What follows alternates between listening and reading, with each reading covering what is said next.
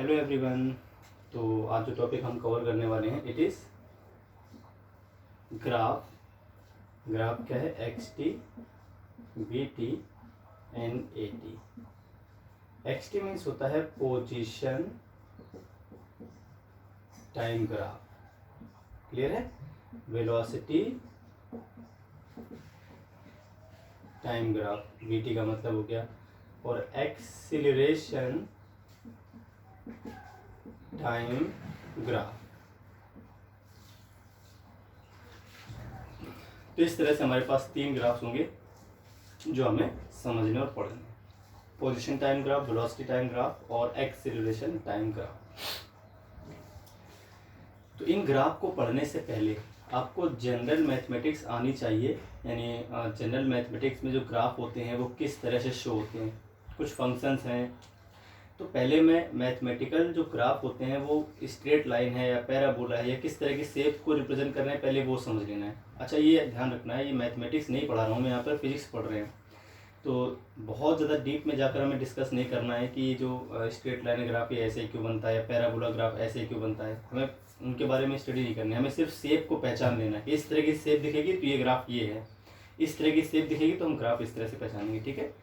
तो कुछ फंक्शंस का ग्राफ मैं आपको पहले से बता देता हूँ, इनको हमेशा अपनी याद रखना है आपको, अपनी इसको मेमोराइज कर लीजिए आप, अपनी कॉपी पे नोट भी कर लें इन ग्राफ्स के बारे में। जैसे ही आपको इस तरह ग्राफ दिखेंगे इसका मतलब ये इस फंक्शन को रिप्रेजेंट कर रहा है, ठीक है? इस मैथमेटिकल फंक्शन को रिप्रेजेंट कर रहा है। जो मैथमेटिक्स वाले बच्चे हैं उनको मैथ में बहुत डीप में ये चीज़ पढ़ाई जाएगी, और जो बायो वाले बच्चे हैं वो सिर्फ इसको याद कर लेंगे, मेमोराइज कर लेंगे, ठीक है? तो चलिए स्टार्ट करते हैं पहले स्ट्रेट लाइन से। अभी x T V T graph की बात नहीं कर रहा, पहले हमें जनरल मैथमेटिक्स आनी चाहिए। ये जो स्ट्रेट लाइन है ग्राफ बनता कैसा है? तो स्ट्रेट लाइन है ना, स्ट्रेट लाइन कब बनती है पहले समझिए।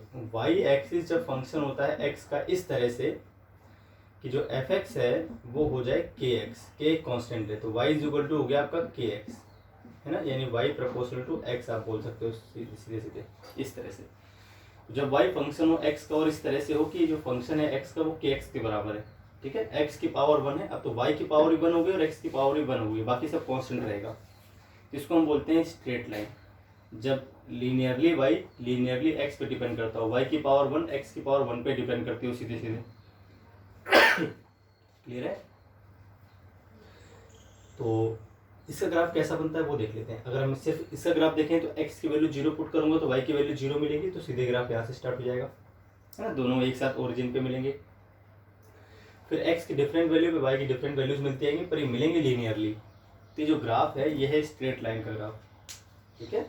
y is equal to k x, यानी y is equal to 10x का बनाना हो, y is equal to 4x का बनाना हो, तो आपको इस तरह का ग्राफ बनाना पड़ेगा, क्लियर है? ग्राफ को मैं किसी और लाइन से बनाता हूँ तो ये ग्राफ आपको चल जाए पता, और x और y भी चल जाए पता। ये y एक्सिस है, ये x एक्सिस है, और जो ग्राफ मिलेगा आपको ओरिजिन से पास होता हुआ मिलेगा ऐसा। निगेटिव भी मिल जाएगा, अगर इसके नेगेटिव वैल्यू रखेंगे तो y की भी नेगेटिव वैल्यू मिलेंगी। तो फर्स्ट और फोर्थ क्वाड्रेंट पे मिलेगा, दोनों नेगेटिव होंगे या दोनों पॉजिटिव होंगे, क्लियर है भाई? तो इसको बोलते हैं स्ट्रेट लाइन, है ना?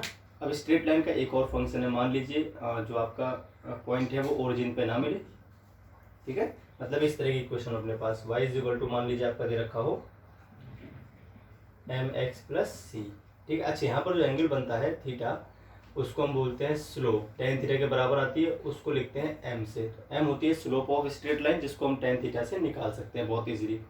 वो जो स्ट्रेट लाइन है वो x एक्सिस के साथ क्या एंगल बना रही है उसका टेंजेंट निकाल लीजिए, स्लोप निकल आएगी। अब ये जो इक्वेशन लिख दी है मैंने, it is a general equation of straight line. Here m is slope और c जो होता है इसको बोलते हैं इंटरसेप्ट ऑन y एक्सिस, यानी वो लाइन y एक्सिस को कहाँ पर कट कर रही है वो बताएगा c, है ना? अब मैं एक जनरल इक्वेशन लेता हूँ, मान लीजिए आपको मैंने ले लिया y is equal to x plus 4, ये जनरल इक्वेशन। आप देखिए वहाँ पर लीनियर पावर है दोनों पे, तो है तो ये स्ट्रेट लाइन। आपको सीधे ऐसे बचाना है, y की पावर 1 होगी और x की पावर 1 होगी, मतलब दोनों लीनियर हैं, तो it will be a straight line. Plus minus में या मल्टीपल में कुछ भी आ सकता है, कोई नंबर, उससे कोई फर्क पड़ने वाला नहीं है, क्लियर? देखिए कैसे इसकी इक्वेशन बनेगी, है ना? अब अगर हम इससे कंपेयर करें इसका, तो m की वैल्यू क्या आएगी भाई? अगर हम इसको कंपेयर करें इससे तो m की वैल्यू क्या आएगी 1, और c क्या आएगा 4, तो m क्या होता है tan थीटा, है ना भाई। तो tan थीटा कितना आ जाएगा 1, तो थीटा कितना आ जाएगा, थीटा आ जाएगा 45 डिग्री, और जो c है वो 4 है। देखिए कैसे बनेगा अभी ग्राफ।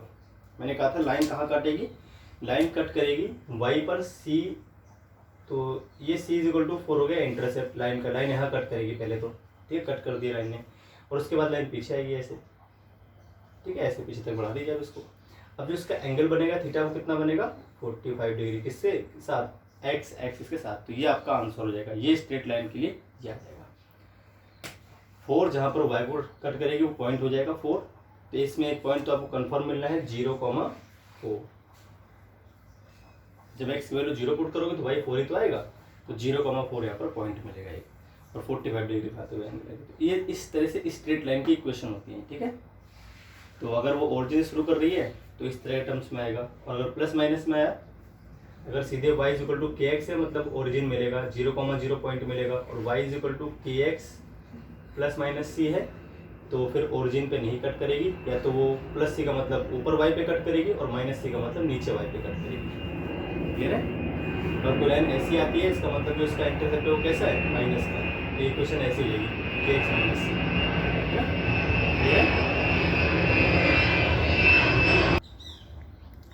तो अब जो दूसरा ग्राफ है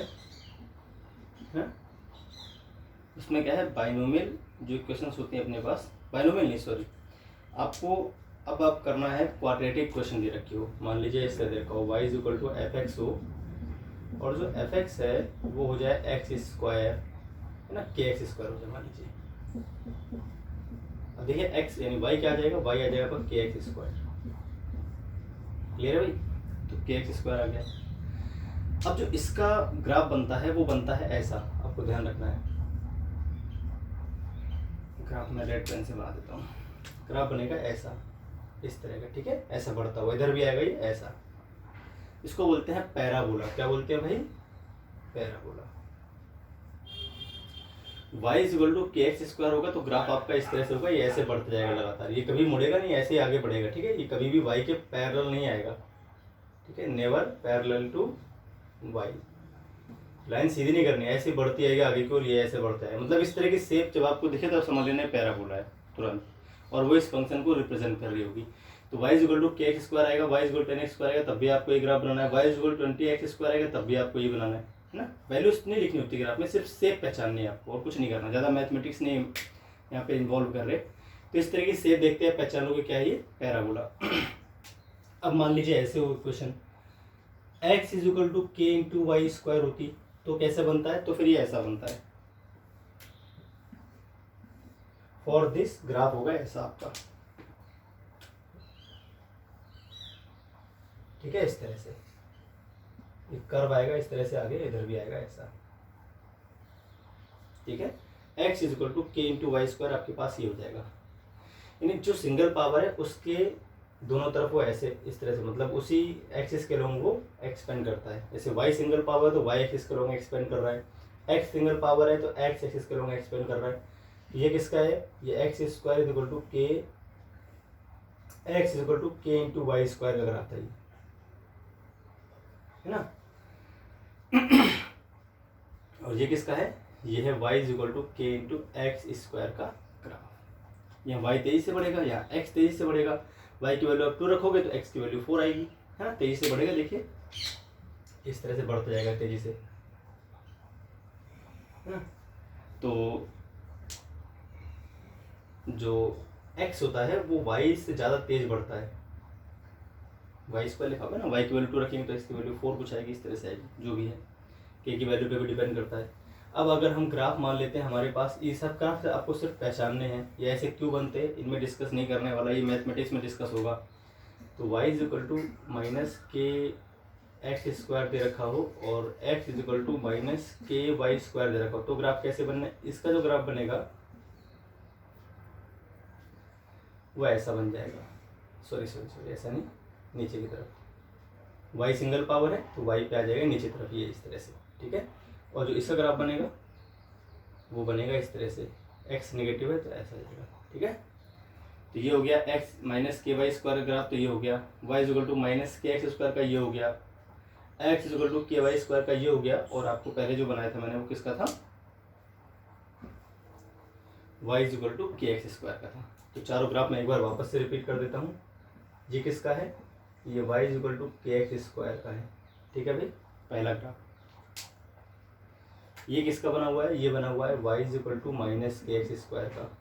दो ग्राफ हो गए, ये तो बने हुए आपके सामने x is equal to k y square का, और जो बच गया है x is equal to minus k y square, वो ग्राफ आपका ऐसा हो जाएगा। ये x is equal to minus k, तो पहला दूसरा तीसरा चौथा, ये सारे के सारे पैराबोला है, ऑल आर पैराबोला। इस तरह की शेप को हम बोलते हैं पैराबोला। पैराबोला क्या होता है वो हमारा कंसर्न नहीं है, वो हम मैथमेटिक्स में पढ़ेंगे, और बायो वाले बच्चों को कुछ नहीं करना है, बस आपको शेप पहचाननी है, ठीक है। पैराबोला आपके मतलब की चीज़ नहीं है, पैराबोला को हमें सिर्फ मैथमेटिक्स में पढ़ना है, ठीक है। चलिए तो आगे बढ़ते हैं। नेक्स्ट, तो जो नेक्स्ट ग्राफ है, ग्राफ पहचानते हैं, उसके बाद हम एक्सटीविटी ग्राफ की बात करेंगे बाद में। वो जो फिजिक्स में है वो इजी है, पहले मैथमेटिक्स जो ग्राफ है उनको पहचानना हम सीख लेते हैं। अब अगर मान लीजिए वाई फंक्शन है एक्स का, और जो एफ एक्स है वो दे रखा हो के वाई एक्स, ठीक है। तो वाई इज इक्वल टू क्या जाएगा, के वाई एक्स, इसको बोलते हैं रेसिप्रोकल। तो अब ये जो इन्वर्स फंक्शन है इसका ग्राफ कैसा बनता है, इन्वर्स फंक्शन का जो ग्राफ बनता है भाई वो बनता है ऐसा,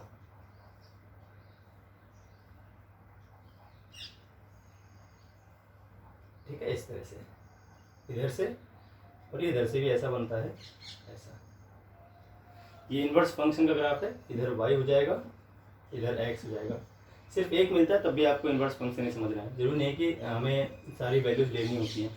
अब बोलेगा सिर्फ x की पॉजिटिव वैल्यू के लिए बताइए तो सिर्फ ये ग्राफ है, x की नेगेटिव वैल्यू के लिए बताइए तो ये वाला ग्राफ है, और नेगेटिव पॉजिटिव दोनों के लिए बताइए तो दोनों ग्राफ एक साथ आ जाएंगे। तो ये फॉर ऑल पॉजिटिव और वैल्यूज है ना, x पॉजिटिव नेगेटिव कुछ भी हो सबके लिए ही ग्राफ एक साथ। सिर्फ पॉजिटिव के लिए पूछेगा तो आप फर्स्ट क्वाड्रेंट में बनाओगे, सिर्फ नेगेटिव के लिए पूछेगा तो थर्ड क्वाड्रेंट में बनाओगे, और दोनों के लिए पूछेगा तो फिर दोनों ग्राफ आपको बनाने पड़ेंगे। तो ये इन्वर्स फंक्शन का ग्राफ है, क्लियर है भाई। अब आपको ध्यान रहे, अगर y इज इक्वल टू बोलता है कि अपॉन में एक्स स्क्वायर, है ना, तो भी आपका ग्राफ ऐसे ही बनेगा, वैसे थोड़ा शार्प हो जाएगा। तो अकेला ग्राफ आएगा तो आप पहचान नहीं पाओगे के वाई एक्स का है, के वाई एक्स स्क्वायर का है, ठीक है। या y is equal to k x cube का हो तब भी आपको ग्राफ ऐसा ही बनाना है, इस तरह के ग्राफ बनेगा आपका अकेला। अब इन दोनों में डिफ्रेंशिएट करना है तो इनकी शार्पनेस होती है, हाँ क्या होती है भाई, इनकी शार्पनेस होती है। किस तरह से समझाता हूँ मैं, एक ग्राफ को लेके समझाता हूँ आपको। मान लीजिए ये ऐसे दिया हुआ है ना, तो ये आपका दे रखा है, अगर मान लीजिए y is equal to k Y x का, तो थोड़ा और शार्प हो जाएगा ये इस तरह से, ऐसा। ये जो ग्राफ आएगा रेड वाला, ये हो जाएगा के अपॉन एक्स स्क्वायर का। हालांकि दोनों एक साथ कभी नहीं आएंगे, तो अगर अकेले आते हैं सिर्फ ये आता है तब भी आपको ये बनाना है, और अकेला ये आता है तब भी आपको ये बनाना है। दोनों कभी भी एक साथ आपको नहीं मिलने वाले, मैं सिर्फ आपको पहचान कर रहा हूँ, अगर दोनों एक साथ आएंगे तो इस तरह से पहचानना है। तो ये जो ज़्यादा शार्प, जिसकी वैल्यू ज़्यादा तेज़ी से चेंज हो रही है एक्स पे भी और वाई पे भी, भाई जिसकी वैल्यू एक्स और वाई दोनों पे ज़्यादा तेज़ी से हो रही है चेंज, वो होता है एक्स स्क्वायर। एक्स क्यूब करेंगे तो और इधर आ जाएगा, ये इधर आ जाएगा ऐसा, और ये इधर आ जाएगा ऐसा, तो एक्स क्यूब का हो जाएगा फिर रेड वाला, और जो अगला है ना ये एक्स क्यूब के लिए बन जाएगा। उतनी शार्प होता जाएगा ग्राफ, क्लियर। तो आपको सिर्फ ये ग्राफ समझना है ऐसा कि अगर इन्वर्स फंक्शन हुआ, चाहे स्क्वायर हो, चाहे क्यूब हो, चाहे एक्स हो, आपको ग्राफ इस तरह की शेप का ही बनाना होता है। अकेले ग्राफ पूछेगा तो सिर्फ एक्स स्क्वायर पूछेगा, सिर्फ एक्स क्यूब पूछेगा, फिजिक्स में दोनों एक साथ कभी नहीं पूछेगा। ये कंपेयर करो, आप कंपेयर करना मैथमेटिक्स में, अभी नहीं करना हमें कंपेयर। तो अकेला ग्राफ आएगा तो आपको इस तरह से बना देना है, क्लियर हो गई बात। तो इन्वर्स फंक्शन का ग्राफ इस तरह से आएगा, आपको पहचान लेना है तुरंत। अब अगर हमसे बोलता है y इज इक्वल टू, मान लो दे रखा है 10 अपॉन एक्स क्यूब, तो ग्राफ कैसा बनेगा। अगर हमें सिर्फ x की पॉजिटिव वैल्यू इसे लेनी है ना, तो ग्राफ ऐसा आ जाएगा, बस खत्म, दैट्स इट, कुछ नहीं करना आपको, ये ग्राफ बना के छोड़ दो क्या, ठीक है। और y इज इक्वल टू पूछता है 10 अपॉन में x, तब भी आपको ऐसे ग्राफ बना के छोड़ देना है। 4 ग्राफ देगा, आपको पहचानना तो ये वाला ग्राफ टिक लगा देना। दोनों के शेप में कोई अंतर नहीं होता, एक ज़्यादा शार्प होता है, एक थोड़ा वैसा होता है, लेकिन अकेला दे देगा तो अकेले की शार्पनेस क्या है, कैसी भी हो सकती है वो, तो है ना। तो ये हो गया और ये हो गया, एक ही ग्राफ में देना। डिवाइड में आएगा तो आपको इस तरह ग्राफ बना के छोड़ देना है। चलिए तो अब अगला ग्राफ और देख लेते हैं, है ना।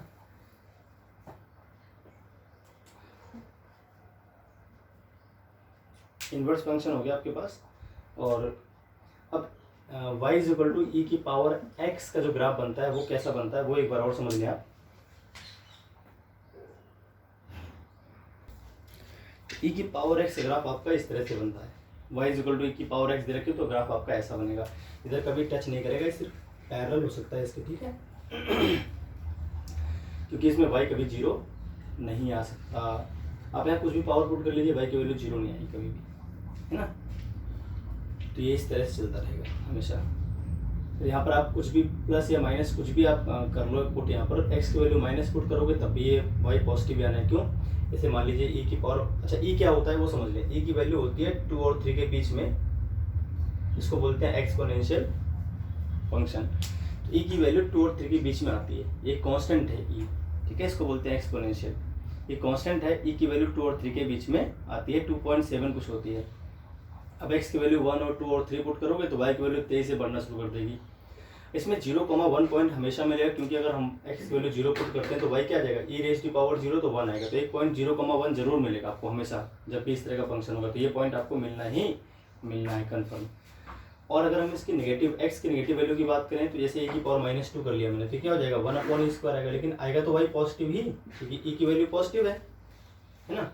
तो 1/e² नेगेटिव थोड़ी हो जाएगा, 1/e² भी पॉजिटिव था। 1/2 का स्क्वायर क्या आता है, 1/4 आएगा तो है तो वो पॉजिटिव ही, तो पॉजिटिव मिलेगा। मतलब इस क्वाड्रेंट पे कभी नहीं आता है ग्राफ कि e की पावर x का ग्राफ हो गया आपके सामने। क्लियर है भाई?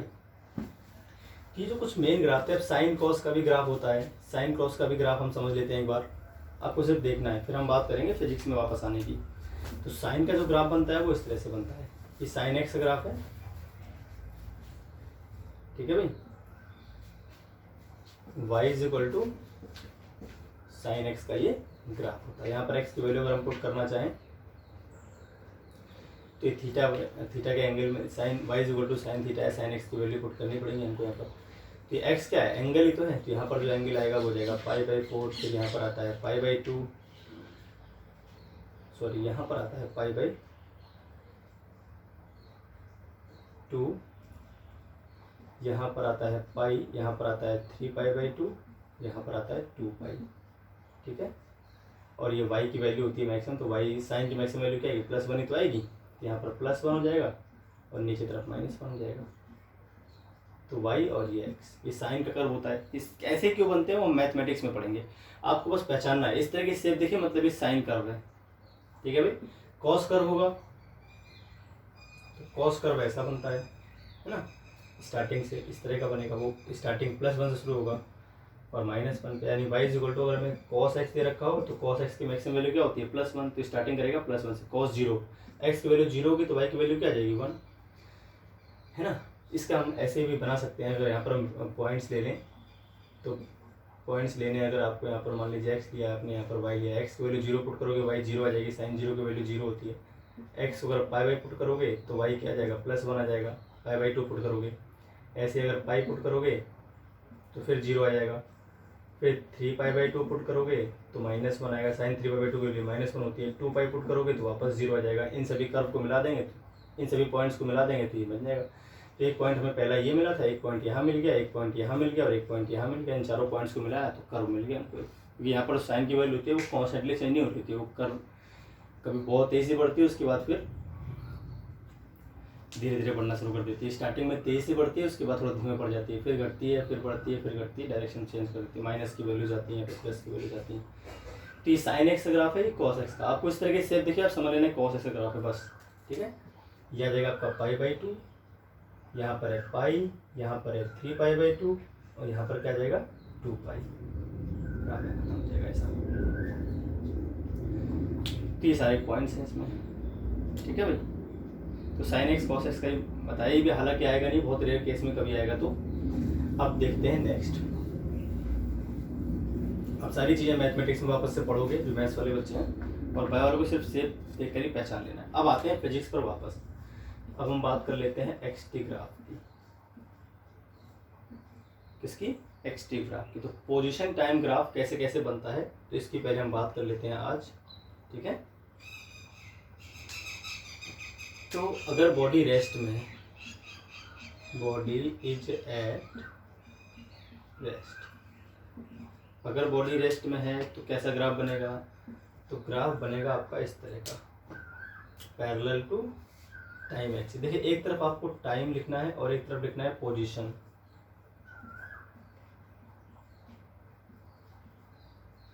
तो जो टाइम एक्सिस है वो नीचे वाली एक्सिस होगी, ठीक है, और जो पोजीशन एक्सिस उसको वाई एक्सिस मान लेंगे हम।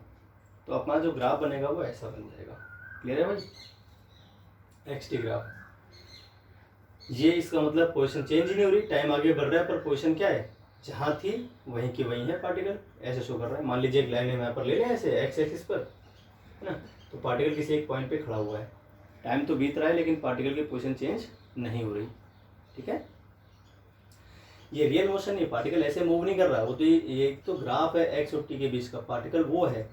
तो रियल जो कंडीशन है वो ये है, पार्टिकल एक जगह पे खड़ा हुआ है, टाइम आगे बढ़ रहा है, टाइम पहले 1 आवर था तब भी एक्स वही थी, मान लीजिए या ये ओरिजिन है 0,0, ठीक है, और हम खड़े हैं मान लीजिए 0,1 पे, तो ये 0,1 पॉइंट मान लीजिए दिमाग में अपने ना। जो पोजीशन है इसकी एक्स इक्वल टू क्या जाएगी, एक्स इक्वल टू इसकी 1 है, इसका मतलब सॉरी 0,1 नहीं 1,0, एक्स क्या है इसका पोजीशन क्या आ गई 1 आ गई, है ना। जो इसकी पोजीशन है वहीं पे खड़ा हुआ है चुपचाप, टाइम आगे इंक्रीज कर रहा है इस ग्राफ में लेकिन इसकी पोजीशन में चेंज नहीं हो रहा, तो रेस्ट में होगा तो ऐसा ग्राफ बनेगा पहला, ठीक है। अब हम बात कर लेते हैं बी की, है ना। अब देखिए ग्राफ कैसा है,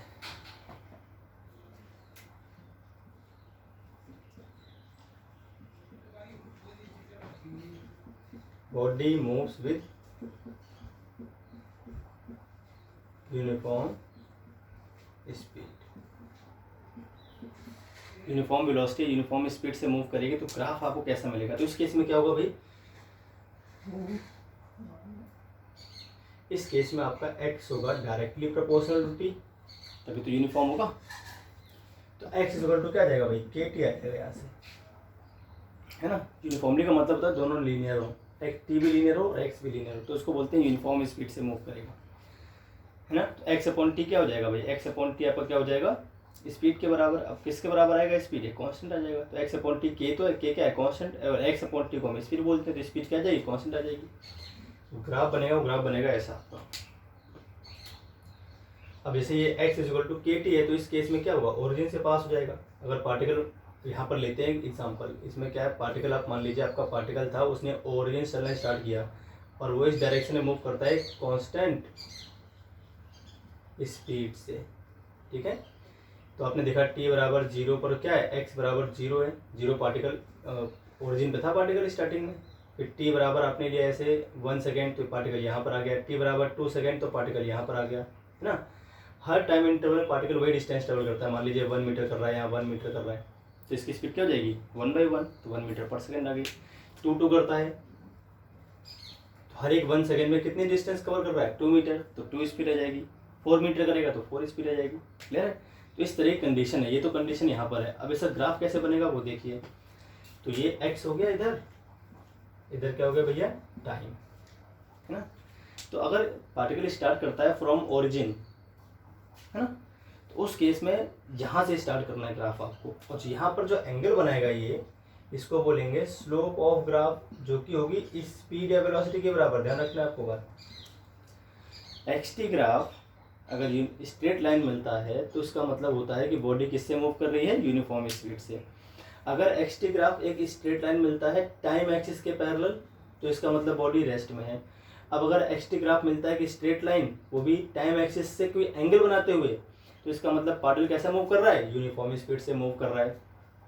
और जो टेंजेंट आएगी एंगल की tan थीटा, उसको बोलते हैं स्लोप, और वो किसको रिप्रेजेंट करेगी, स्पीड को। नोट कर लें, एक्स टी ग्राफ अगर स्ट्रेट लाइन मिलता है तो उसका जो एक्स एक्स के साथ एंगल बनता है, उसका टेंजेंट क्या होता है, स्पीड या वेलोसिटी के बराबर होता है। क्लियर है भाई। दो ग्राफ आपने समझ लिए। पहले इस ग्राफ में एक आध क्वेश्चन हम बन सकता है। क्वेश्चन कैसे बनता है इस ग्राफ में, क्वेश्चन कैसे पूछ सकते हैं, मान लीजिए आपके पास दो पार्टिकल हो, एक का ग्राफ ऐसा और एक का ग्राफ ऐसे, पार्टिकल 1 हो गया, पार्टिकल 2 हो गया। क्लियर है भाई। इधर मैंने x लिख दिया, इधर मैंने t लिख दिया, ये थीटा 1 है, ये थीटा 2 है। अब आपसे पूछेगा बताइए स्पीड ज़्यादा किसकी है। हम जानते हैं v1 क्या आ जाएगा tan थीटा 1, और v2 क्या आ जाएगा भाई tan थीटा 2। अब जैसा कि थीटा 1 जो है वो छोटा है किससे, थीटा 2 से, इसका मतलब tan थीटा 2 जो है वो छोटा हो जाए किससे, tan थीटा 1 से, क्योंकि जब एंगल बढ़ता है तो tan थीटा की वैल्यू भी इंक्रीज करती है। इसका मतलब V2 क्या है, V1 से बड़ा है। तो कभी कभी क्वेश्चन देता है तो ग्राफ पूछेगा बताइए ज़्यादा स्पीड किसकी है, तो आपको पहचान लेना है जिसका एंगल बड़ा बन रहा होगा उसकी स्पीड भी ज़्यादा होगी, वो ज़्यादा तेज़ी से चल रहा होगा। तो इस पर क्वेश्चन ऐसे पूछे जा सकते हैं। यूनिफॉर्म स्पीड का ग्राफ है और यहाँ लिख दें आप slope of graph is equal to speed of particle. तो एक्सटी ग्राफ में जो स्ट्रेट लाइन मिलती है उसका स्लोप होता है वो स्पीड को रिप्रेजेंट करता है। क्वेश्चन ऐसे पूछे जा सकते हैं। 2 ग्राफ मैंने कवर कर लिए। अब बात कर लेते हैं भाई तीसरे ग्राफ की, जब स्पीड क्या हो, इंक्रीज कर रही हो,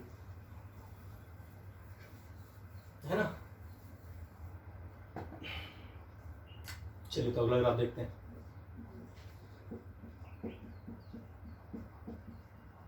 इंक्रीजिंग स्पीड एक्सटी ग्राफ में, है ना। ध्यान रहे इंक्रीजिंग स्पीड कब होगी, इंक्रीजिंग स्पीड कब होगी, जब स्लोप क्या हो रही हो भाई, बढ़ रही हो। देखिए स्टार्टिंग में स्लोप कैसी है, कम, उसके बाद फिर स्लोप बढ़ती है कि लगातार। अब देखिए कैसे मैंने ये किया है।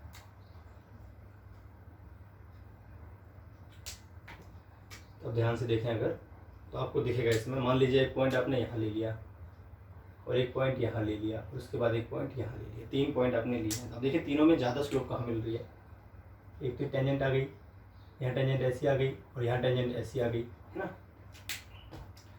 यहाँ पर एक्स एक्सिस ऐसी, यहाँ पर ऐसी हो गई, यहाँ पर ऐसी हो गई। अब देखिए कौन सा एंगल सबसे बड़ा है, ये एंगल हो गया आपका थीटा 1, यहाँ जो एंगल है वो क्या हो गया थीटा 2, यहाँ जो एंगल बनेगा वो क्या हो जाएगा थीटा 3। अब थीटा 3 क्या है, बड़ा है किससे, थीटा 2 से, बड़ा है किससे, थीटा 1 से। तो tan थीटा 2 यही तो आएगा। इसका मतलब V1 V2 और V3। अच्छा एक ही ग्राफ है तो एक ही पार्टिकल है ये, तो जो उसकी बाद की स्पीड है V3 वो ज़्यादा है किससे, उसकी पहले वाली स्पीड से, और उसकी और पहले वाली स्पीड से ये ज़्यादा हो गई। तो लगातार देखो जो पहले वाली स्पीड है वो कम है, फिर बाद वाली और बढ़ी और बाद वाली और ज़्यादा। तो टाइम के साथ जो स्पीड आ रही है, टाइम बढ़ेगा तो जो स्पीड बढ़ती जा रही है, तो क्या बता रहा है इंक्रीजिंग स्पीड को। जब आपकी स्लोप लगातार बढ़ रही हो, कर्व इस तरह से बने कि स्लोप लगातार बढ़ रही हो, तो इसे हम क्या बोलते हैं भाई, इंक्रीजिंग स्पीड ग्राफ। तो ऐसा अगर कर्व मिलता है आपको इस तरह का जैसे मैंने बनाया है, तो ये क्या बता रहा है, एक्सटी ग्राफ में अगर कर्व आपको ऐसा मिलता है इसका मतलब वो इंक्रीज कर रही है स्पीड पार्टिकल की। क्लियर है भाई। अब अगर ये पैराबोला मिलता है, ध्यान रखना अगर ये कर्व पैराबोला की तरह हो तो हम बोलेंगे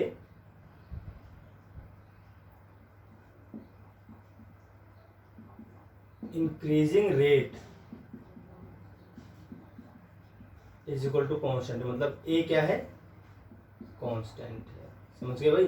देखिए y इज इक्वल टू क्या होता है भाई, ut। अब मैंने ओरिजिन से लिया, इसका मतलब इसकी स्टार्टिंग में स्पीड 0 थी, तो टाइम 0 तो स्पीड भी क्या थी 0, पोजिशन 0 थी, प्लस हाफ AT स्क्वायर, है ना। चलिए एक्स ही मान लेते हैं यहाँ पे। यू को आप 0 लीजिए, स्टार्टिंग में स्पीड 0 थी तो x बराबर क्या आता, सीधे हाफ AT स्क्वायर आता कि नहीं आता। ए कांस्टेंट मान लीजिए तो x क्या आ गया, प्रोपोर्शनल टू t स्क्वायर। ये क्या बनता है, पैराबोला तो बनता है। अभी समझाया था मैंने, पैराबोला में एक पे होता है स्क्वायर और एक पे होती है सिंगल पावर,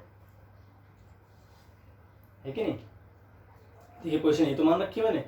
ये जो x के पैरेलल जो जिसमें पोजीशन एक्सिस, मतलब इसका नाम है पोजीशन एक्सिस, इसका नाम है टाइम एक्सिस। तो x प्रोपोर्शनल टी स्क्वायर है, मतलब x पे तो मैंने y बना रखा है ना, y एक्सिस पर क्या है पोजीशन ले रखी है तो y मान लीजिए यहाँ पर, और टाइम कहाँ ले रखा है मैंने, x एक्सिस पर ले रखा है, तो y is equal to x square curve बन जाएगा।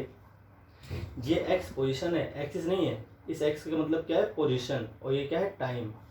तो जो पोजीशन ले रखी है वो कौन सी, y एक्सिस पर ले रखी है मैंने पोजीशन, और टाइम कहाँ ले रखा है मैंने, x एक्सिस पर ले रखा है। इसे y कैपिटल मान लेते हैं और ये क्या मान लें, कैपिटल X मान लेते हैं, ये एक्सिस है।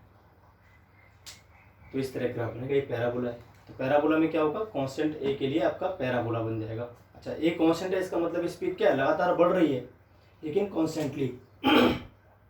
कॉन्स्टेंटली स्पीड के बढ़ने का मतलब होता है, जैसे 1 सेकेंड में अगर आप मान लीजिए आपकी स्पीड 10 मीटर पर सेकेंड बढ़ती है, तो अगले 1 सेकेंड में फिर से 10 मीटर पर सेकेंड ही बढ़ेगी, फिर अगले 1 सेकेंड में फिर से 10 मीटर पर सेकेंड ही बढ़ेगी स्पीड। ठीक है, इसे हम क्या बोलते हैं, कांस्टेंट रेट से बढ़ना। मान लीजिए आपकी स्पीड स्टार्टिंग में 0 थी, फिर 10 हो गई, फिर 20 हो गई, फिर 30 हो गई, 1 सेकेंड बाद, 2 सेकेंड बाद, 3 सेकेंड बाद। तो यहाँ पर क्या है, जो इंक्रीज होने की रेट है वो फिक्स है कि हर एक फिक्स टाइम के बाद इतनी स्पीड आपकी इंक्रीज कर जाएगी। समझ के बात है ना। तो इस तरह से अब हम बात कर लेते हैं। तो भैया भाई इसमें तो और कुछ समझाने के नहीं, स्लोप लोप तो केवल आपकी यूनिफॉर्म स्पीड में ही निकाल सकते हो आप। यहाँ तो हर पॉइंट पर क्या आएगी, स्पीड अलग अलग आएगी, तो आपको अलग अलग पॉइंट पे स्लोप निकालनी है ना। तो अगर आपको मान लीजिए v निकालना हो इस केस में, तो v कैसा आएगा भाई, यहाँ पर dx/dt से आएगा v। x का t, x जहाँ पर क्या होगा, फंक्शन ऑफ t होगा, आपको दिया होगा तो आप dx/dt करके v निकाल सकते हो किसी भी पॉइंट पर। इस कर्व में स्पीड ऐसे निकलती है। अब अगले कर्व की बात कर लेते हैं। ये कर्व किसका था, इंक्रीजिंग स्पीड का था, ठीक है भाई। तो अब हम अगले कर्व की बात कर लेते हैं। यह जाएगा x, यह जाएगा t। तो अगर मान लीजिए कर्व आपका इस तरह से होना शुरू हो जाए, इस तरह से बने, इस तरह से, इसको बोलते हैं डिक्रीजिंग स्पीड। क्या बोलते हैं भाई, क्यों, स्टार्टिंग में स्पीड ज़्यादा है। देखिए स्टार्टिंग का एक पॉइंट लीजिए यहाँ पर, फिर एक पॉइंट आप लीजिए यहाँ पर, और एक पॉइंट लीजिए आप यहाँ पर। तो देखिए टेंजेंट कैसी बनेगी, यहाँ पर टेंजेंट बनेगी ऐसी, फिर इसके बाद बनेगी ऐसी, और इसके बाद बनेगी और ऐसी। अब देखिए एंगल x के साथ यहाँ पर एंगल देखिए, यहाँ पर एंगल देखिए, और यहाँ पर एंगल देखिए। ये θ3 हो गया, θ2 हो गया, और ये θ1 हो गया। तो साफ दिख रहा है θ1 क्या ज़्यादा बड़ा है किससे, θ2 से, और ये ज़्यादा बड़ा है θ3 से। इसका मतलब v1, v2 और v3। तो बाद की स्पीड क्या है, कम है, इसका मतलब बाद में स्पीड क्या हो रही है, कम हो रही है, इसका मतलब स्पीड क्या हो रही है, डिक्रीज हो रही है। दैट्स इट, है ना। इस तरह से आएगा। तो ये अगर यहाँ पर पैराबोला बनता है, ये मान लीजिए ग्राफ क्या बनता है, पैराबोला। तो ये कैसे होगा, x आ जाएगा ut माइनस हाफ at² को रिप्रेजेंट करना शुरू कर देगी। मतलब ये बोलेंगे कांस्टेंट रिटार्डेशन है, कांस्टेंट डी एक्सेलरेशन या कांस्टेंट रिटार्डेशन हो जाएगा ये। तो अगर यू 0 रही होती, मान लीजिए स्टार्टिंग में पार्टिकल 0 मैंने मान रखा है इस जगह पे, तो x क्या आ जाएगा आपका, सीधे आ जाएगा माइनस हाफ at²। क्लियर है भाई। तो ये आ गया आपके पास डिक्रीजिंग स्पीड का, है ना। तो ये थे ग्राफ अपने पास। और अगर ग्राफ उल्टा सीधा बनता है तो उसमें हम फिर भाई मान लीजिए वेरिएबल एक्सीलरेशन हो। कैसा एक्सीलरेशन हो भाई, वेरिएबल एक्सीलरेशन हो। कभी एक्सीलरेशन कम हो रहा है, कभी ज़्यादा हो रहा है, तो ग्राफ फिर उल्टा सीधा बनता रहेगा। कभी ऐसा हो जाएगा, फिर कभी ऐसा हो जाएगा, इस तरह से ऐसा। तो उल्टे सीधा ग्राफ मिल रहा है तो हम इसको बोलते हैं वेरिएबल एक्सीलरेशन। इसमें कोई रूल फॉलो नहीं हो रहा, तो कभी तो स्पीड बढ़ रही है, कभी घट रही है ना, बढ़ने घटने का रेट हो गया। कभी स्पीड तेज से बढ़ रही है, कभी धीरे धीरे बढ़ रही है। ये आ गई आपकी पूरी बात, क्लियर होगी बात। तो ये थे आपके ग्राफ, xt ग्राफ इस तरह से बनते हैं, है ना। ध्यान रखना है इसमें, हमने जो पहली बात सीखी, ये स्लोप आती है xt ग्राफ की, वो होती है स्पीड। ये ध्यान रखना है आपको मेन, है ना। इस पे क्वेश्चन पूछे जा सकते हैं। चलिए तो अब बात कर लेते हैं हम। अब टाइम ज़्यादा हो रहा है तो हम वीटी ग्राफ और एटी ग्राफ है नेक्स्ट वीडियो लेक्चर में कवर कर लेंगे, ठीक है। तो एटी ग्राफ और वीटी ग्राफ और एक्सटी ग्राफ के बारे में हम नेक्स्ट वीडियो लेक्चर में कवर करेंगे। और आप जो हमने कवर किया था वो था एक्सटी ग्राफ, इसको आप ध्यान से एक बार देखें, समझें। अब मिलेंगे नेक्स्ट वीडियो लेक्चर में with VT graph and eighty graph.